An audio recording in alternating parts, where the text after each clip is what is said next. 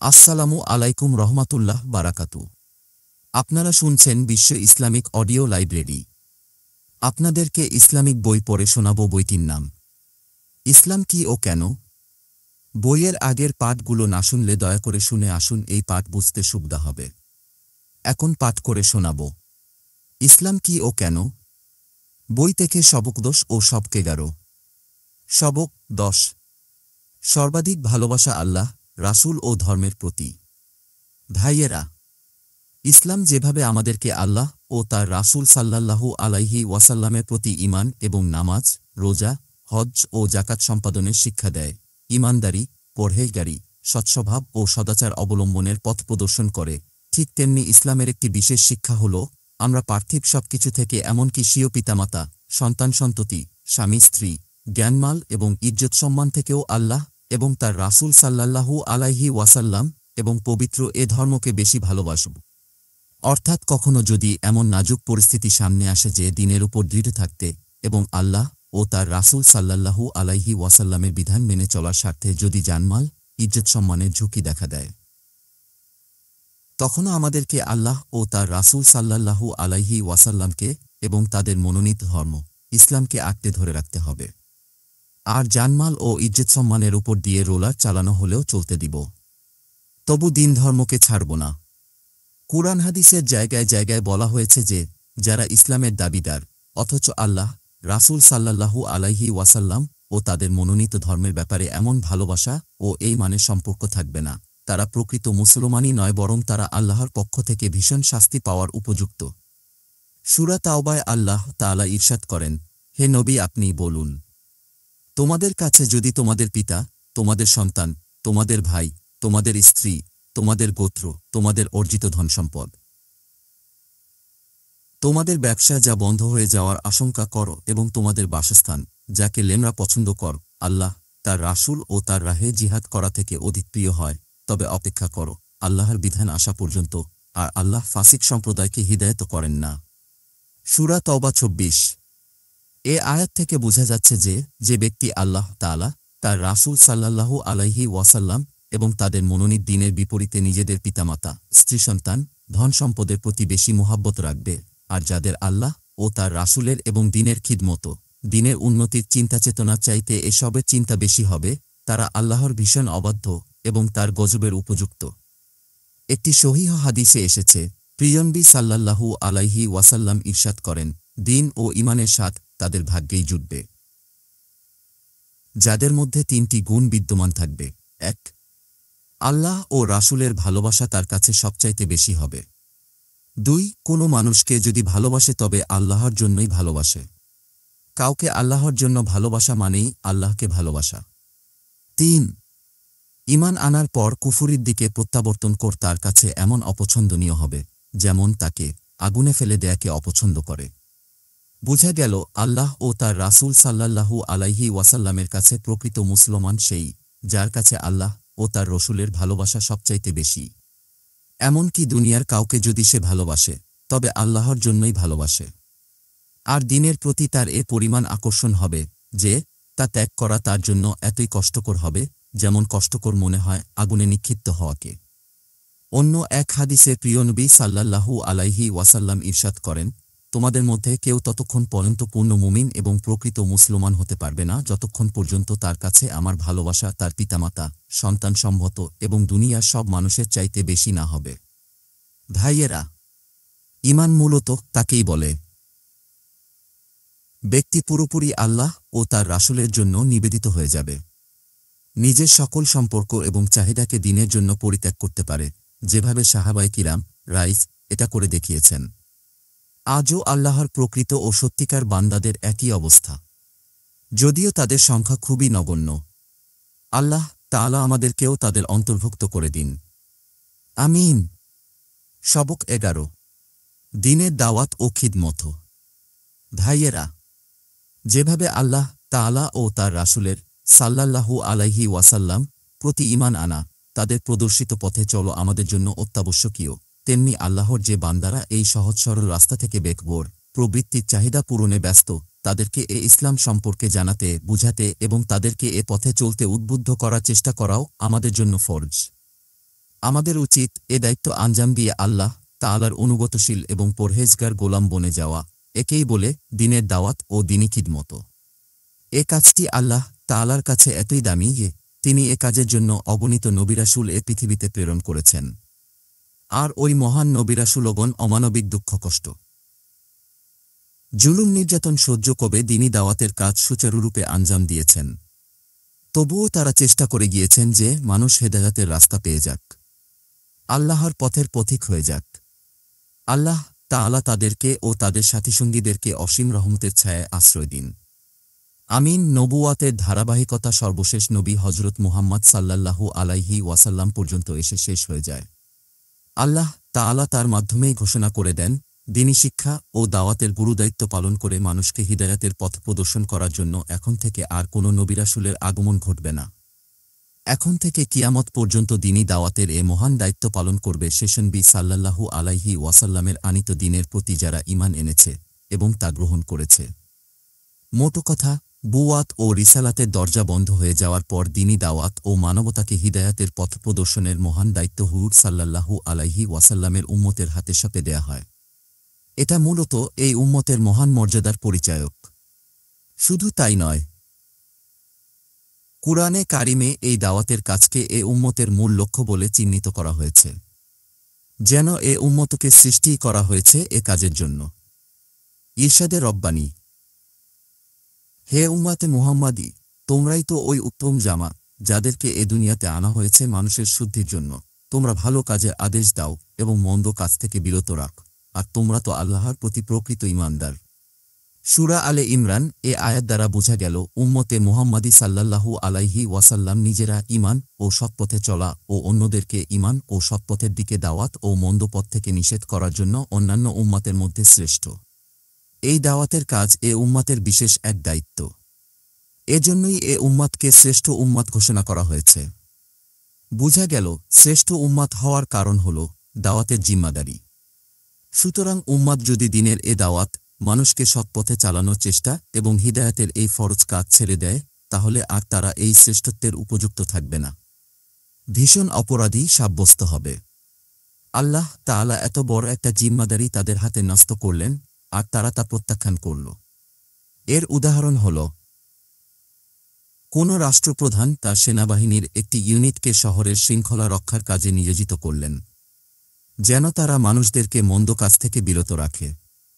কিন্তু সেনাবাহিনীর লোকেরা তাদের এ দায়িত্ব আঞ্জাম দিল না, বরং তারা নিজেরাই মন্দ কাজে জড়িয়ে পড়ে। এক্ষেত্রে আমরা সবাই বুঝি যে এই সেনাবাহিনীর সদস্যরা পুরস্কার বা পদোন্নতি তো দূরের কথা, ভীষণ শান্তির সম্মুখীন হবে। সাধারণ মানুষের শাস্তির তুলনায় দ্বিগুণ শাস্তি তাদেরকে দেয়া হবে।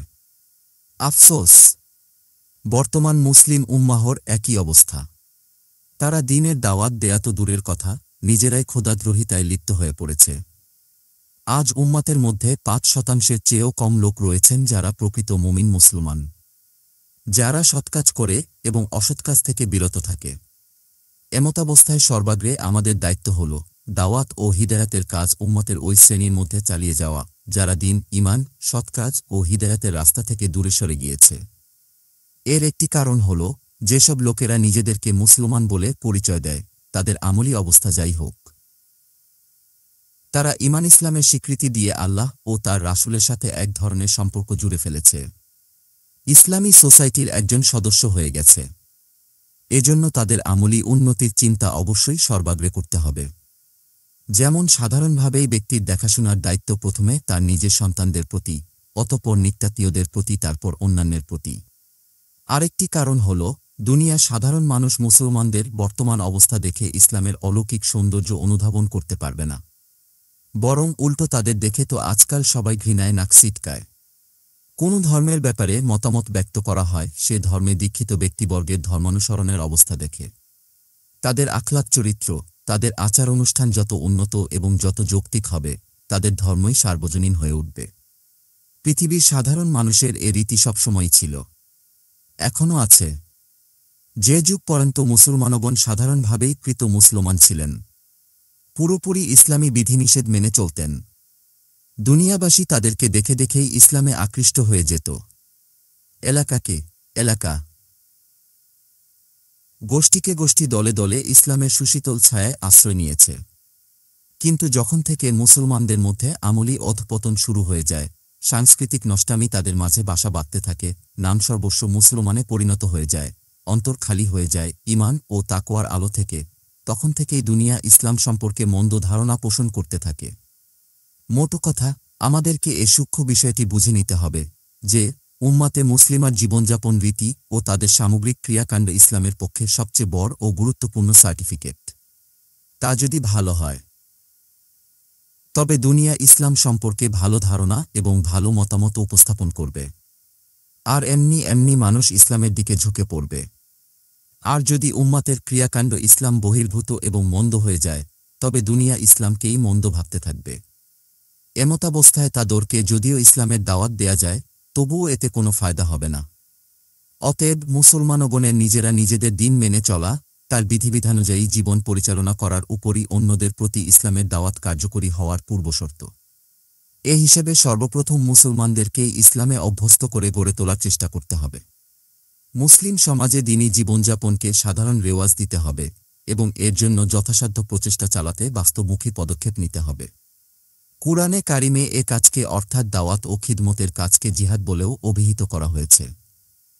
শুধু তাই নয়, জিহাদে কবির অর্থাৎ বড় জিহাদ বলা হয়েছে। সূরা ফুরকানের আয়াত এ আয়াতের ব্যাপারে মুফাসসিরিনদের সাধারণ মতামত হল, এখানে দাওয়াত ও তাবলীগ বোঝানো হয়েছে, আর এতে কোনো সন্দেহ নেই। যদি এই দাওয়াতের কাজ ইখলাস ও উত্তম নিয়তে শুধুমাত্র মহান আল্লাহ তাআলার সন্তুষ্টির জন্য করা হয়, তবে নিঃসন্দেহে মহান আল্লাহর কাছে তা বড় জিহাদ বলে বিবেচিত হবে। অনেকে মনে করেন শুধু দ্বীনি মূলনীতির ভিত্তিতে দুশমনের বিরুদ্ধে লড়াই করাই জিহাদ। কিন্তু তাত্ত্বিক কথা হল, এখন এই দ্বিমুখী ফেতনার যুগে দ্বীনের দাওয়াত ও আল্লাহর বান্দাদেরকে হিদায়াত ও আত্মশুদ্ধির প্রচেষ্টা চালান বিশেষ একটি জিহাদ। রাসূল সাল্লাল্লাহু আলাইহি ওয়াসাল্লাম নবুয়াতের পরও প্রায় ৭২ বছর মক্কা মুকাররমায় অবস্থান করেন। এই পুরো সময় জুড়ে প্রিয়নবী সাল্লাল্লাহু আলাইহি ওয়াসাল্লামের জিহাদ ছিল এই দাওয়াত। বিরোধিতা ও বিভিন্ন ধরনের উৎপীড়ন নিপীড়ন সহ্য করে নিজেরা দৃঢ়পদে দ্বীনের উপর অবিচল থাকেন, সাথে সাথে অন্যদেরকে হিদায়াতের পথে আনার সচেষ্ট দাওয়াত অব্যাহত রাখেন। মোট কথা, পথভোলা বান্দাদেরকে আল্লাহর সাথে সম্পর্ক জুড়ে দেয়া এবং সঠিক পথের দিশা দেওয়ার প্রচেষ্টা। এক্ষেত্রে সময় ও আয়েশ শান্তি উৎসর্গ করা এবং এ পথে সম্পদ ব্যয় করা সবই মহান আল্লাহর কাছে জিহাদ হিসেবেই পরিগণিত। বর্তমান অবস্থার প্রেক্ষাপটে এটাই মোক্ষম জিহাদ। এ গুরুত্বপূর্ণ কাজ সম্পাদনকারীদের জন্য যে পুরস্কার আর এ কাজ ত্যাগকারীদের জন্য যে অভিশাপ ও ভয়াবহ অবস্থা তাদের জন্য অপেক্ষা করছে, নিম্নে বর্ণিত হাদিস থেকে তার কিছুটা আন্দাজ পাওয়া যায়। হযরত আবু হুরায়রা রাদিয়াল্লাহ থেকে বর্ণিত, প্রিয়নবী সাল্লাল্লাহু আলাইহি ওয়াসাল্লাম ইরশাদ করেন, যে ব্যক্তি লোকদেরকে হিদায়াতের দাওয়াত দেয় এবং সৎপথের দিকে ডাকে, তার ডাকে সাড়া দিয়ে লোকেরা যত ভালো কাজ ও নেকি করবে এর প্রতিদানে তারা যত সওয়াব পাবে, ঠিক সে পরিমাণ সওয়াবেই দাওয়াতদাতা বা দায়ী পাবে। অথচ নেক কাজ সম্পাদনকারীদের থেকে সওয়াবের পরিমাণ কমানো হবে না। এ হাদিস থেকে বোঝা গেল, দাওয়াত প্রদানকারীর দাওয়াতের ফলে ১০-২০ জন ব্যক্তি সঠিক পথের সন্ধান লাভ করে সৎকাজ সম্পাদন করতে থাকে, আল্লাহ রাসূলকে চিনতে থাকে, নামাজ পড়তে থাকে, আরও অন্য ফরজ কাজ সম্পাদন করতে থাকে, গুনাহ ও মন্দ কাজ থেকে বাঁচতে থাকে। তবে এসবের বদৌলতে তারা নিজেরা যে পরিমাণ সওয়াব লাভ করবে, স্কুলের সওয়াবের সমষ্টি পরিমাণ সওয়াব দাওয়াতদাতা বা দায়ী একাই লাভ করবে। একটু চিন্তা করলে দেখা যাবে যে এত বেশি পরিমাণে সওয়াব কামাই করার এছাড়া আর কোনো রাস্তা নেই। কি লাভজনক কাজ! একাই হাজার হাজার মানুষের ইবাদত ও সৎকাজের সওয়াব লাভে ধন্য হবে। অন্য এক হাদিসে রাসূল সাল্লাল্লাহু আলাইহি ওয়াসাল্লাম হযরত আলী রাদিয়াল্লাহ কে উদ্দেশ্য করে ইরশাদ করেন, হে আলী, আল্লাহর কসম, তোমার মাধ্যমে যদি এক ব্যক্তিও হিদায়াত পেয়ে যায়, তবে তা তোমার পক্ষে অসংখ্য লাল উট পাওয়ার চেয়েও উত্তম। আরববাসীরা লাল উটকে অনেক বড় সম্পদ বলে গণ্য করত। আল্লাহর বান্দাদেরকে হিদায়াত ও সৎপথের দিকে দাওয়াত দেয়া অনেক মূল্যবান খিদমত ও উঁচুমানের সৎকাজ। আম্বিয়া আলাইহি ওয়াসাল্লাম এর বিশেষ উত্তরাধিকার ও প্রতিনিধিত্ব দুনিয়ার যে কোনো মূল্যবান সম্পদের সাথে এর কোনো তুলনাই চলে না। রাসূল সাল্লাল্লাহু আলাইহি ওয়াসাল্লাম এ হাদিসে দাওয়াতের গুরুত্ব বোঝাতে গিয়ে সহজবোধ্য একটি উদাহরণ উপস্থাপন করেন, যার সারাংশ হল, মনে কর একটি জাহাজ চলছে, যা ২ তলা বিশিষ্ট। নিচতলার যাত্রীদের প্রয়োজনীয় পানি উপরতলায় গিয়ে আনতে হয়। এতে উপরতলার যাত্রীদের অনেক কষ্ট হয়। এতে তারা নারাজ। এমতাবস্থায় নিচতলার যাত্রীরা সিদ্ধান্ত নিল যে তারা উপরতলা থেকে পানি আনতে না গিয়ে নিজেরাই নিচতলায় পানির ব্যবস্থা করে নিবে। নিচতলায় তারা জাহাজের নিচে দিয়ে একটি ছিদ্র করে নিবে, ব্যাস সেখান দিয়ে পানি উঠবে এবং সে পানি দিয়ে তারা তাদের প্রয়োজন মেটাবে। তাদের এ সিদ্ধান্তে যদি উপরতলার যাত্রীরা বাধা না দেয়, তবে ফলাফল ভীষণ ভয়াবহ হয়ে দাঁড়াবে। নিচতলা ও উপরতলার সব যাত্রীদের নিয়েই জাহাজটি পানির গভীরে তলিয়ে যাবে, আর যদি উপরতলার যাত্রীরা তাদেরকে বুঝিয়ে শুনিয়ে তাদের উক্ত ধ্বংসাত্মক সিদ্ধান্ত থেকে বিরত রাখতে পারে, তবে তো তাদেরকে বাঁচিয়ে দিবে এবং নিজেরাও বেঁচে যাবে। হুজুর সাল্লাল্লাহু আলাইহি ওয়াসাল্লাম ইরশাদ করেন, ঠিক তেমনি অসৎ কাজ ও গুনাহের অবস্থা। দুনিয়ার সৎকর্মশীল বুদ্ধিমান দায়রা যদি গুনাহগার লোকদেরকে হিদায়াতের পথে দাওয়াত দিয়ে তাদেরকে গুনাহ থেকে বিরত না রাখে, তবে তার ফলাফলও এমন ভীষণ ভয়াবহ হবে। গুনাহগারদের গুনাহের ফলে আল্লাহর শাস্তি অবতীর্ণ হবে, আর সবাই শতশত নির্বিশেষে আল্লাহর শাস্তি ভোগ করবে। আর যদি তাদেরকে তাদের অসৎ কাজ ও গুনাহ থেকে বিরত রাখতে সচেষ্ট হয়, তবে সবাই শাস্তি থেকে পরিত্রাণ পেয়ে যাবে। অন্য এক হাদিসে প্রিয় নবী সাল্লাল্লাহু আলাইহি ওয়াসাল্লাম ভীষণ গুরুত্বের সাথে কসম খেয়ে ইরশাদ করেন, ওই আল্লাহর কসম, যার আত্মাধীন আমার জান প্রাণ, তোমরা ভালো কথা ও সৎ কাজের জনা লোকদেরকে বলতে থাক, অসৎ কাজ থেকে বিরত করতে থাক। মনে রেখ, তোমরা যদি তা না করো, সম্ভাবনা আছে আল্লাহ তাআলা তোমাদের উপর কোনো ভীষণ শাস্তি চাপিয়ে দেবেন, আর তোমরা তখন দুয়ার উপর দুয়া করতে থাকবে, কিন্তু তা কবুল করা হবে না। ভাইয়েরা, বর্তমান কালের কিছু বিজ্ঞ উলামা মাশায়েখের মতামত হল, এখন মুসলমানদের উপর বিভিন্ন ধরনের বিপদাপদ আসছে, তাদের উপর নির্যাতন নিপীড়ন চলছে, আর দুনিয়াব্যাপী উলামায়ে কিরামের হাজারো দোয়া দুরুদ খতম ওজিফা সত্ত্বেও সেসব বিপদাপদ থেকে উদ্ধার সম্ভবপর হয়ে উঠছে না। এর মূল কারণ হল আমরা দাওয়াত ও খিদমতের কাজ থেকে দূরে সরে গিয়েছি, যার জন্য আমাদেরকে সৃষ্টি করা হয়েছে। নবুয়াত খতম হয়ে যাওয়ার পর যার পুরো দায়িত্ব আমাদের হাতে অর্পিত হয়েছে। দুনিয়াতেও তো নিয়ম এটাই যে সেনা সদস্য তার বিশেষ ডিউটি যথাযথ পালন না করে তাকে চাকুরি থেকে বহিষ্কার করে দেয়া হয় এবং রাষ্ট্রপ্রধান তার জন্য উপযুক্ত শাস্তির ব্যবস্থা করেন। আসুন আমরা এ ফরজ দায়িত্ব ও ডিউটিকে যথাযথভাবে পালন করার নতুন অঙ্গীকারে আবদ্ধ হই। আল্লাহ তাআলাই আমাদেরকে সাহায্য করবেন। যারা আল্লাহর দ্বীনকে সাহায্য করবে, আল্লাহ তাআলা অতি অবশ্যই তার সাহায্যে এগিয়ে আসবেন। ইসলাম কি ও কেন বইয়ের পাঠ 6 এখানেই সমাপ্ত করলাম। বাকি অংশগুলো বিশ্ব ইসলামিক অডিও লাইব্রেরি প্লেলিস্টে পাবেন। আমাদের সাথে থাকার জন্য চ্যানেলটি সাবস্ক্রাইব করে রাখুন। ধন্যবাদ।